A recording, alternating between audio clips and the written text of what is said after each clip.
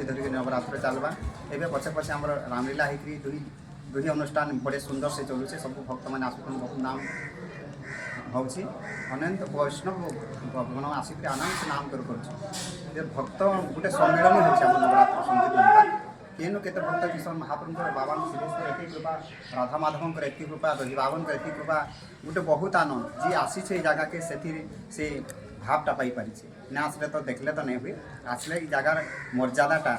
ये नाम रो प्रेमटा श्रीकृष्ण चैतन्य के प्रेम अच्छी से निजे आसिक निजे नाम धरले से पाई पारे दयाकोरी भक्तवृंद को अनुरोध दिए जेन भी थाऊँ इटा 9 तारिख अधिवास होगा आमर 9 दिन धरी व्यापीबा नाम चलबी काल 10 तारिख नाम आरंभ बोले